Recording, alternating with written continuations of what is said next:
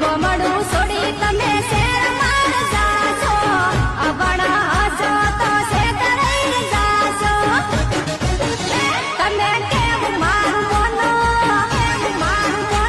દેશન તમે છોડો, કેમ મારું બોલો, દેશન તમે છોડો. ભણો કે ભણ્યા વગર કોઈ નથી. મારા ઠાકોરોને કહું સદારમ બાપા એમ કે છે ભણો કે ભણ્યા વગર કોઈ નથી.